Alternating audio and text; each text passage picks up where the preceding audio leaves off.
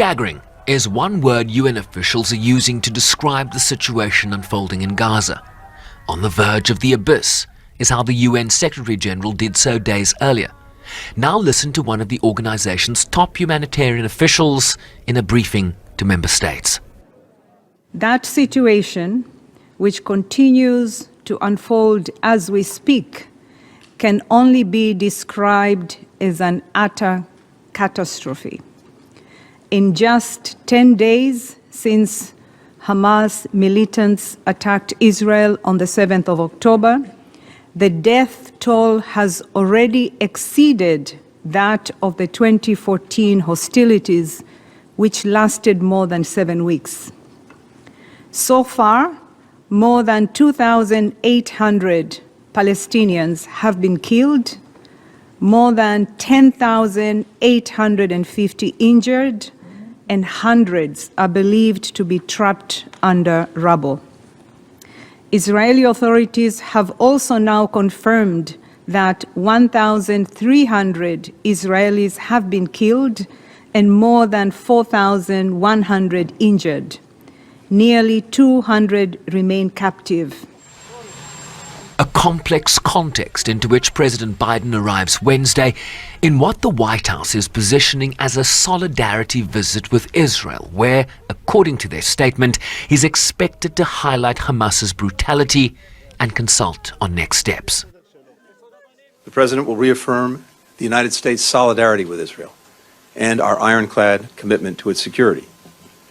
President Biden will again make clear, as he's done unequivocally since Hamas's slaughter of more than 1,400 people, including at least 30 Americans, that Israel has the right and indeed the duty to defend its people from Hamas and other terrorists and to prevent future attacks. In addition to demonstrating Washington's support for Israel in this moment, Biden will also seek to avoid a regional spillover of the conflict, press for the release of Hamas-held hostages, which include American citizens. He'll receive a comprehensive brief on Israel's war strategy as a possible ground offensive looms, and develop a plan to minimize civilian casualties that also allows for humanitarian assistance to flow into the besieged enclave. This, as the Security Council failed overnight to pass a Russian-drafted resolution calling for an immediate humanitarian ceasefire while condemning violence and hostilities against civilians and all acts of terrorism.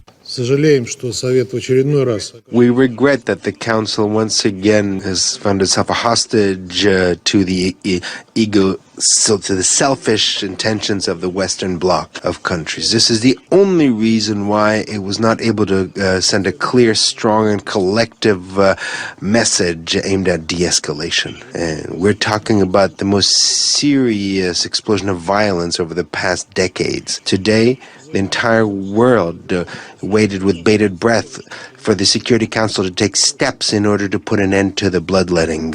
But the delegations of the Western countries have basically stomped on those expectations.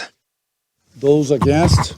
The text, needing a minimum of 9 votes in favor, only received 5, with Japan, the UK, France and the United States voting no. Russia's resolution, put forward without any consultations, make no mention of Hamas. None.